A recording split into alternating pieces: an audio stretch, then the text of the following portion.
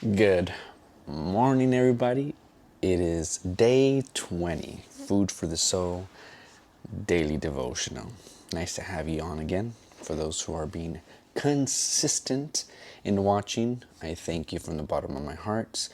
I pray and hope that the words that are being expressed are words that are inspiring for you to be able to not only meditate throughout the day, but to remind us that we need that consistency in our life.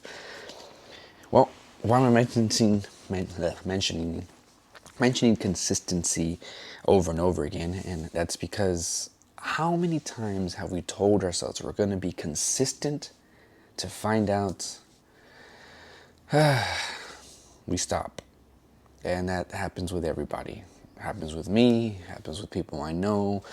How many people have told yourself or we've told ourselves, we're gonna do it, we're gonna do it, we're gonna do it. And one of the things that I've learned that it supposedly takes 21 days to make something a habit. A habit is something that you do constant over. Unfortunately, I found out that it's more than just 21 days. Yes, it does help, to do something over and over, but it says that it can take anywhere from 18. I was like, yay!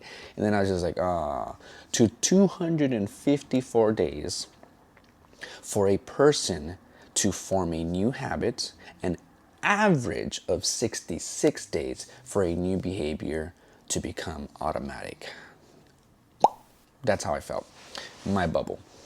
I was like, yes, today is day 20. Tomorrow is day 21. I'm officially made this a habit and we're going to move forward and keep on going.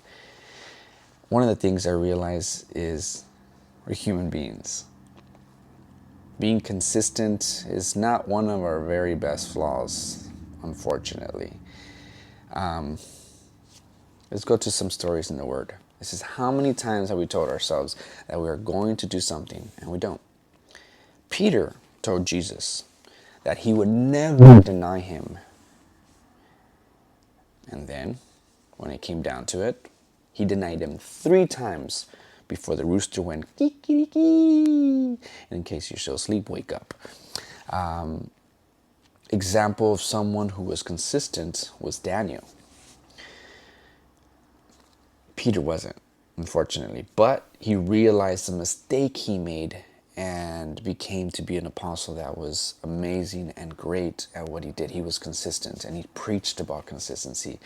And it's good to know that he made those mistakes because in preaching consistency to the churches, he realized it, I'm sure, from the lack of not being consistent of what he said himself. We learn from our mistakes. Okay, and then I want to talk about how is it we can be consistent. It's not as easy as saying, oh, well, I'm going to do it. Let's go back to Daniel. Daniel, since he was a young teenager, you guys are young, and it's perfect time for you guys to build that consistency, to build those good habits. He stood strong when the king said, all right, you know what? I want this group of teenagers. And then there was another group of teenagers, at the time. And one group of teenagers decided to eat what the king ate, all that good, delicious carne asada, tortas, all that good stuff. And then the other group, Daniel, he decided we're just going to eat like greens and vegetables and stuff like that. And they were like, this guy, and he was consistent with it. And because of that, the king saw he was healthier than the ones who were eating the way the king was. Another example of Daniel that he was consistent was when they asked them to pray, okay, and bow down to another god, and he didn't, along with 2 of his peers, I believe. He was thrown in the pit of fire. How consistent are you? How much trust can you put in God? Because that's pretty much what it comes down. Consistency, in doing something for someone, because that's what we're doing it for. How much trust can we put in God that if we do this, we can trust in God that He has our back? The point is, We're not consistent enough sometimes. So because we're not consistent enough, the trust that we have for God tends to be a little flaky. Okay? His consistency paid off when he was like, "Oh, are you sure? Just deny God and you won't be thrown in the pit of fire." And he said, "I got this." He knew that his consistency would pay off. Regardless, if he got burned, he knew he was going to end up in heaven. It was a win-win situation. If you think about it, I mean, you didn't have to suffer anymore. But no, God knew his consistency. And when he was thrown in the lake of fire, nothing happened. It was just probably like, to here, little couple of ashes, maybe, nothing. He did not get burned. And there he goes again.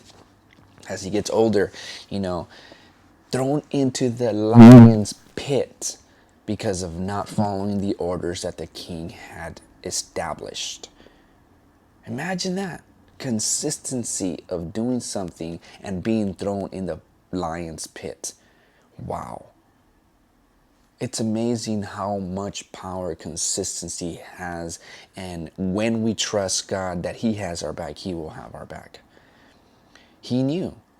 So since he was a teenager all the way to when he was older, he stood strong, he stood faithful. And unfortunately, there's not many great examples in the Bible of consistency. I mean, there was a lot of people who were consistent with the word, yeah. But I think the best example was honestly Daniel. In case I messed up and said David, excuse me.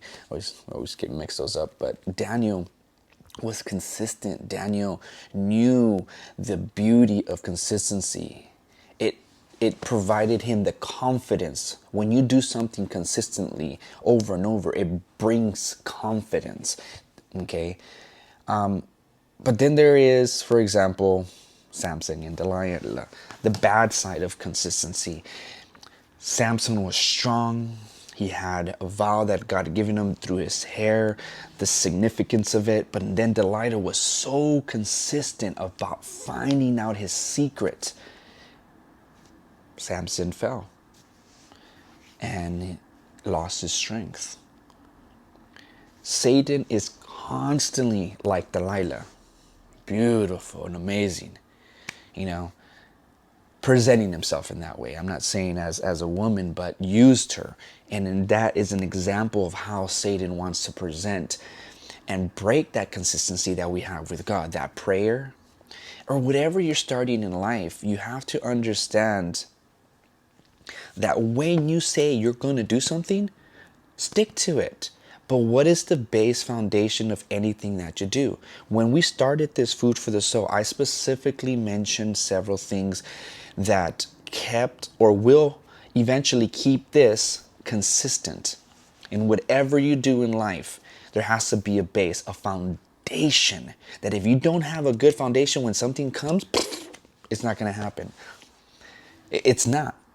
It's not. And it doesn't matter sometimes, unfortunately, when we do create good habits and then we stray away from what God wants us. Those good habits that we once had, unfortunately, can become bad.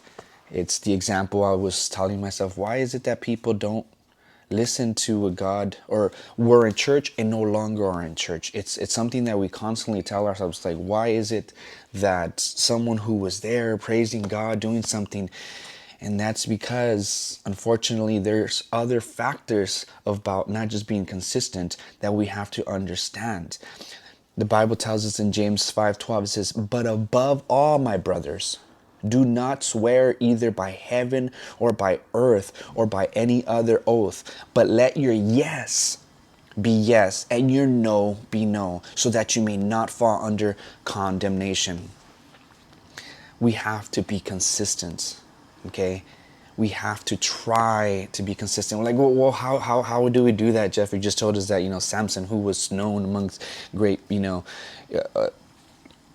person who was known greatly in the word, fell because Satan used Delilah through consistency to bug him and bug him and bug him and bug him and bug him to the point he just gave in. Surround yourself with people I was trying to realize is like, yes, I understand the word keeps us motivated to keep moving forward, but I know people who are out of church and they read the word, you know, one of the things is that has helped me personally, and everybody's different, is yes, read the word. Yes, stay in constant communication with the Lord, but surround yourself with people who push you. If you're praying to God constantly and then you go hang around with people who constantly talk negative, who constantly bring you back to the regular old habits, then there's something that you got to learn how to get rid of. And Pastor has preached about it. You just got to chop it. It's no good. If it's like that example of the tree. If it didn't give fruit, watcha, throw it to the pit of fire. If your friends don't bring you up rather than, don't, if your friends bring you down rather than bring you up, then you might want to say, okay, it's time for some new friends. The people who you hang around with, the people who you constantly talk to, do they bring you up? Do they motivate you? Do they guide you to be able to keep moving forward? Or do you feel like you are stuck in the same place? That has a lot to do with it. Who you surround yourself with, how constantly you are with reading the word. So it's a lot of different variables that eventually you need to understand that we as human beings, yes, we've told ourselves, oh, I'm gonna start this, for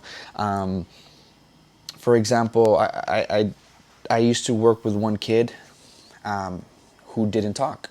I heard he had said several words, and it took me about a year to get him to talk to me and say something very minimal. This was his yes, and this was his no.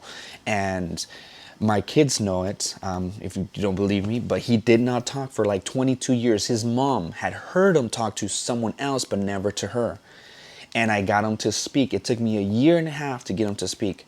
But unfortunately, after working for him a year a year and a half, this is an adult with a disability who had Down syndrome. And after a whole year and a half of constantly working with him, because I was pretty stubborn, and I still am, he eventually gave in and began to communicate. Unfortunately, he was moved from one class to another. And just like that habit that he had, a good habit that he had of him communicating because someone wasn't there to push him, to motivate him, the people he surrounded with, the teacher he had. I'm not saying she was a bad teacher, but I feel kind of like she was.